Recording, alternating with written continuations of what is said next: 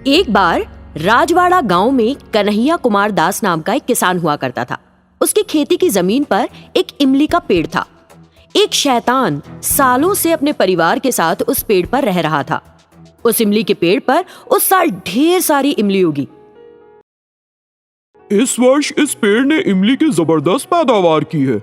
मुझे इन्हें ऊंची कीमत पर बेचकर ढेर सारा पैसा बचाना है। वैसे ये पेड़ काफी पुराना भी हो चुका है। इतने सालों बाद इस बार ही इसने इतनी सारी इमली उगाई है। इस पेड़ को यहाँ रखने का कोई फायदा नहीं। इस पेड़ को काटकर मैं शहर में लकड़ी को बेच दूंगा और इन इमलियों का चटपटा अचार बनवाऊंगा। वो उस पेड़ की लकड़ी बेचकर मिलने वाले पैसे के बारे में सोचकर खुश हो गया। जब वो इमली इकट्ठा कर रहा था तो उसे लगा कि अचानक उस पर कुछ पत्थर गिरे और उठ गया। उसने इधर उधर देखा। लगता है इमली गिरी थी सर पर। फेंक लो जितनी इमली फेंकनी है, अब बस एक ही दिन बाकी है तुम्हारा, कल नहीं रहोगे। उसने इमलियों को कपड़े में बांधा और घर जाने लगा। रास्ते में उसने उस पेड़ को बेचकर मिलने वाले पैसे के बारे में सोचना शुरू कर दिया। इस बीच एक आवाज सुनाई दी। अरे कन्हैया, क्या ये इमली तुम्हारे लिए काफी नहीं है? तेज हवाओं के कारण सभी पेड़ों की डंगालें जोर जोर से हिलने लगी। ये देखकर कन्हैया डर के कारण कांपने लगा। घर पहुंचकर कन्हैया को लगा कि यह उसका भ्रम था और उस बात को वो भूल भी गया। सुनो, हमारे इमली के पेड़ का जीवन आज समाप्त हो गया समझो। ये लो, ये आखिरी इमलियां हैं। जरा चटपटा इमली का अचार तैयार करो तो मैं नहाकर आता हूँ। उसकी पत्नी ने इमली की गठरी ले ली, लेकिन जैसे ही उसने उसे खोला, उसमें से बिच्छू और केकड़े निकलने लगे। अरे बाप रे! क्या हुआ? इस तरह चिल्लाई क्यों? बिच्छू, केकड़े! तुम मूर्ख हो। बिच्छू और केकड़े कैसे आ गए? वे इमली हैं। अंधी हो गई हो क्या? ठीक से देखो ना, बिच्छू और केकड़े। अच्छा तो खुद आकर देखो ना। उसने कन्हैया को वो गठरी दिखाई, लेकिन इस बार उसमें इमली थी। ये देखकर वो हैरान हो गई। ये क्या? अब इस गठरी में इमली है? ये कैसे मुमकिन हो सकता है? पत्नी असमंजस में पड़ गई और उस गठरी को उठाकर अंदर ले गई। उसने अचार तैयार किया। कन्हैया बड़ी उत्सुकता से उस अचार को खाने में मिलाकर खाना खाने बैठ गया। भगवान, भोजन जल्दी परोसो। उस स्वादिष्ट इमली के अचार के बारे में सोचकर मेरे मुंह में पानी आ रहा है। पत्नी ने उसे चावल और इमली का अचार परोसा। उसने चावल में अचार मिलाया और उसके मुंह में एक निवाला लिया, लेकिन उसे लगा कि उसके मुंह में कुछ बाल की तरह है और चिल्लाने लगा। मैंने तुमसे कहा था कि मुझे इमली का अचार दो, तुम मुझे अपने बाल खिला रही हो। अरे नहीं, मैंने इमली का अचार ही परोसा है। चाहो तो अचार का बर्तन देख लो। लेकिन जब उसने अचार वाला बर्तन कन्हैया को दिखाने के लिए हाथ में दिया तो इस बार उसमें केंचुए मिले। घबराकर उसने उस बर्तन को फौरन फेंक दिया। ये क्या हो रहा है? ऐसा क्यों हो रहा है? आज हमें बस पानी पीकर सोना पड़ेगा। इतना कहते हुए उसने उसे एक बर्तन से पानी दिया, लेकिन वो पानी अचानक लाल रंग के खून में बदल गया। ये देख कन्हैया और उसकी पत्नी दोनों डर गए। वे उस रात बिना खाए पिए भूखे और प्यासे सोए। अगले दिन बिना बीते दिन की घटनाओं की परवाह किए उसने उस पेड़ को काट लिया और उस लकड़ी से एक खाट बनाई। भगवान, जल्दी आओ, प्यार करेंगे, प्यारी बातें करेंगे इस नई खाट पर बैठकर। मैं आई आई आई आई। और पत्नी गरम पकौड़ियाँ लेकर आई और अपने पति के सामने रखी। दोनों एक दूसरे से बातें करने लगे। देखो भगवान, इस खाट को देखो, कितनी मजबूत है। इतने दिनों के बाद हमें एक अच्छी खाट मिली है। इस पर हम आराम से सो सकते हैं। तभी अचानक ये जल रहा है, ये जल रहा है। उसके मुंह के अंदर पकौड़ियाँ नहीं, जलते हुए कोयले के टुकड़े थे। वो दौड़कर अंदर गया। भगवान का शुक्र है मैं खतरे से बाहर हूँ, नहीं तो मैं मर ही जाता। नहीं चाहिए पकौड़ियाँ। पता नहीं आज सुबह किसका चेहरा देखा था।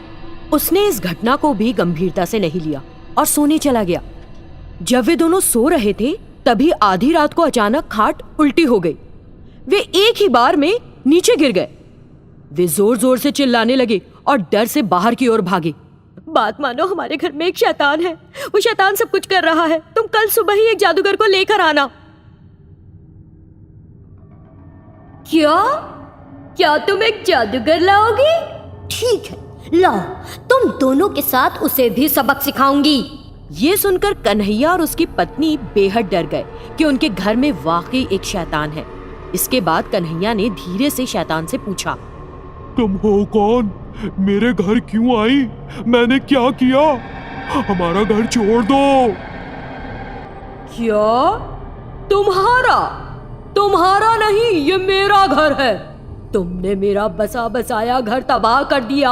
अब मेरे पास कोई आश्रय नहीं। फिर मैं तुमको खुशी से कैसे जीने दे सकती हूँ? मैं अपने परिवार के साथ वर्षों से उस इमली के पेड़ पर रह रही थी जिसे तुमने कुल्हाड़ी के एक वार से काट डाला। तुमने मुझे और मेरे परिवार को बेघर कर दिया।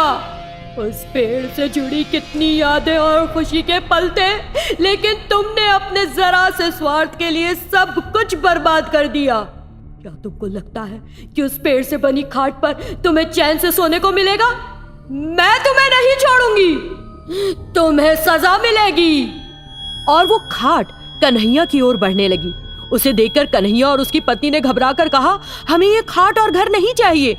दोनों अपनी जान बचाने के लिए उस घर से भाग गए। तब से शैतान और उसका परिवार उस घर में उस खाट पर रह रहे हैं। अविनाश और रवि तेजा अच्छे दोस्त थे। दोनों ने अपनी पढ़ाई पूरी कर ली थी और नौकरी कर रहे थे। एक त्योहार के आने पर उन्हें 3 दिन की लगातार छुट्टी मिली। अविनाश, चलो यार मेरे साथ ये 3 दिन मेरे गांव में बिताओ। तुम मेरा गांव भी देख लोगे। ठीक है रवि, मैं आऊंगा तुम्हारे साथ। अगर मैं हॉस्टल में अकेला रहा तो सच में बोर हो जाऊंगा। अगले दिन दोनों रवि तेजा के घर के लिए निकल गए। फिर रवि तेजा ने अविनाश को अपनी माँ से मिलवाया। रवि तेजा की माँ ने अविनाश से कहा, अविनाश, आपके मम्मी पापा कहाँ रहते हैं बेटा?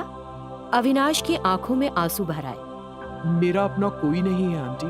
मैंने बचपन में ही अपनी माँ को खो दिया था। मेरे पिता ने मुझे अनाथालय में छोड़ दिया और दूसरी महिला से शादी करके चला गया। मैं अनाथालय में रहकर बड़ा हुआ हूँ और वहीं मेरी पढ़ाई भी हुई। फिर जब मैं नौकरी करने के लिए हैदराबाद आया तो मेरी रवि तेजा से मुलाकात हुई। रवि तेजा की माँ को बहुत दुख हुआ। रवि तेजा और तुम मेरे लिए एक ही जैसे हो बेटा। तुम भी मेरे बेटे की तरह ही हो। और उन्होंने अपने बेटे की तरह ही प्यार से उससे बात की। अविनाश ने उनसे कहा, अगर आज मेरी माँ होती तो वो भी मेरा ख्याल रखती। उसकी आंखों में फिर आंसू भर आए और वो अपने कमरे में चला गया। रवि तेजा की माँ को बहुत दुख हुआ। वो उसे शांत करने उसके पीछे जाने लगी तो रवि तेजा ने उन्हें रोका। माँ, थोड़ी देर के लिए उसे अकेला छोड़ दो। ठीक है। 3 दिन बड़ी जल्दी गुजर गए। अविनाश रवि तेजा के साथ वापस हैदराबाद आ गया।